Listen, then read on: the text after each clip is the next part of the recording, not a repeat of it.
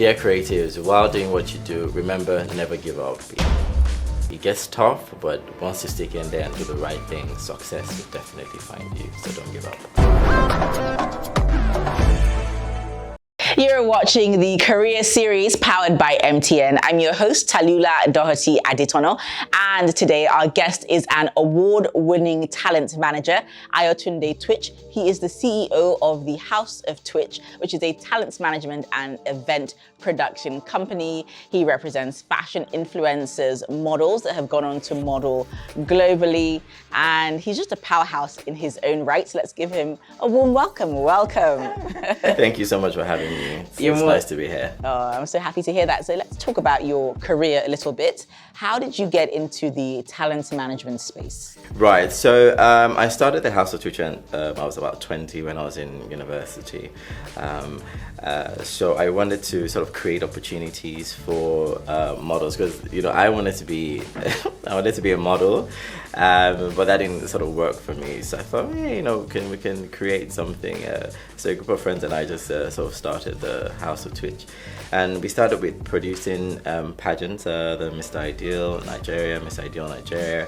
And from then on, we decided that, okay, the winners from these platforms would be managed by us, and so we go look for opportunities for them. And then along the line, I just thought, wait, we can do more. And so what we then decided to do was, okay, well, there are a lot of young people out there that want to get into the creative space. So why don't we sort of create opportunities for them, look for these opportunities for them, and sort of, and I think that's just sort of how it all started for us, really, talent management. Fantastic.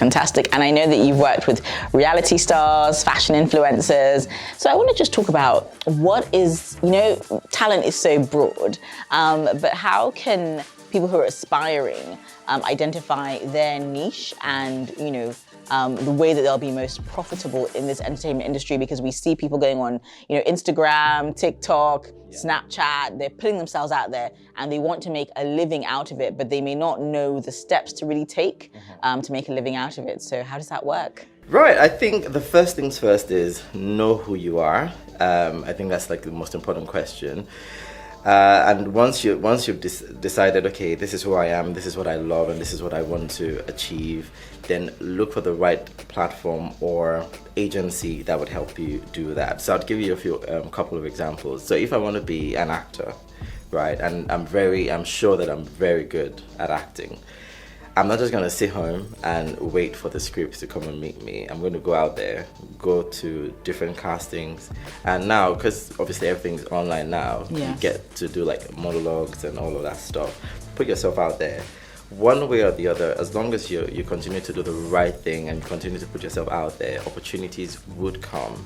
A different thing entirely is how you then use these opportunities, because you then realize that some emerging talents already think of themselves too big, and so they want to compete, especially if they have a couple of followers on TikTok or Instagram. They feel like, oh yeah, my followers, because of my followers, I should be able to get this role or get this pay or whatever it is. But you have to put in the work. So it's that's a different topic entirely. But first things first, know who you are, know what you like, and go out and look for it. Actors, go for castings, take part in monologue challenges. For models as well, casting, go for model competition, go for pageants. So that's it.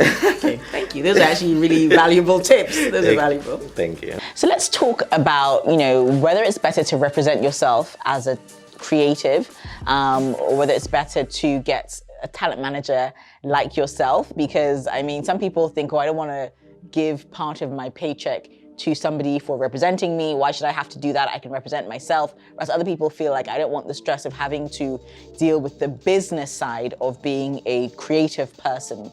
So which camp do you fall into? Clearly, I always advocate for people to have talent managers. You don't always have to start with a professional talent manager. You can even just start with a friend that is very good with business. Now, why is it essential for emerging talents or even established talents to have a talent manager? Now, you're a creative, you live in your own head, right? But the businessman helps you helps you to implement everything. So it's not just okay for you to have the talent, have the creativity, your followers. It's also essential that you package everything. Perception is the new reality, and that's where the manager is coming. So the 10%, the 20%, 30% that you give your talent manager is a very small price to pay, because they help you stay longer and more relevant. Especially when you have a very strong management team, they actually help you think beyond the present. So I'll give you an example. You come out from a Big Brother house, or you just win a pageant.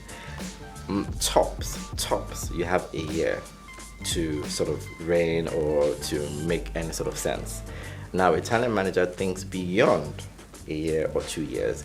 They think, okay, how are we going to keep him relevant? How are we going to keep her, in the eyes of people? And that's when they start thinking, okay, well, from here you're going to get into movies, you're going to do some charity, and all of that stuff. You can't think of that because you're so busy. You have, everyone is expecting from you to do this, to do that. But your talent manager helps you, or your management team helps you to think about all these things, plan all these things, and keep you relevant, which is, I think, the most important part of being a creative. Because the moment you lose your relevance as a creative person or as a public figure or a celebrity, then there's no cash flow for you anymore. So that 10%, 20% is a small price to pay. However, be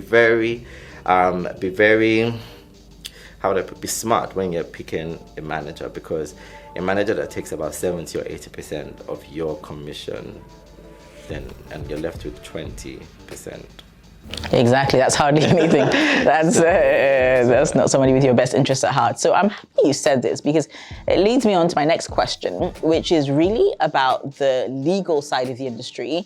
You said be wary of somebody who's going to take 80%, 90% of your paycheck. And in the entertainment industry, we always hear about a lot of, particularly music artists actually, who come out to speak about maybe signing bad contracts, bad record deals. And they say that, okay, my record company or management company has taken, so much out of my earnings. I have so little left. And, maybe they went into those contracts because they didn't maybe know how to read the agreements properly. And like you said, there's so much that goes into being a talent. So let's talk about the legal side. How important is the legal side, and what help is there for creatives who don't really understand that, but it's still something they have to deal with? Right. Again, picking the right manager is very, very key. And I think the reason why people do that, like get into wrong contracts, is because when you first start off, I'm a model, I know that, or I'm an aspiring model, and I know that, I look good, I'm tall, people tell me I'm pretty. And someone comes to the contract and say, we can make you a model. All you have to do is just sign these dotted lines. And you don't really read it, because you don't think, in your head you're probably thinking, how our parents are like, what do you want to do? It's modeling. You better move away from there. And things like, be music. How many people blow for music? So you just sign these things because you don't actually even think. That you're excited. And you're excited. So for the fact that someone is even listening to you, because a lot of talent, they just want someone to, you've been in the studio recording every night, someone just comes and says, you know what, let me sign you. You're so excited. You're like, oh my God, you're giving me a chance.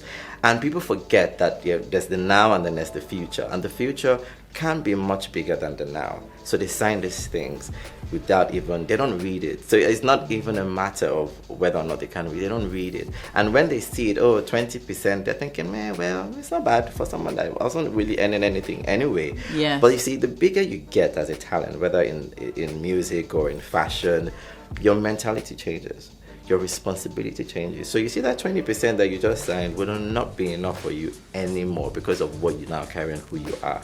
So before you actually sign a contract, whether you're emerging or you're established, do not sign like more than 50%. So it depends on, there's some contracts that, they pay for your house, your car and everything. So they want to take 50% and 50%, which can be fair really. Mm-hmm. But then so if you're earning 30, 40%, I don't really agree with that. So don't do it at a talent. I would say don't do it, especially in the music space. Mm-hmm. Yeah, just say that.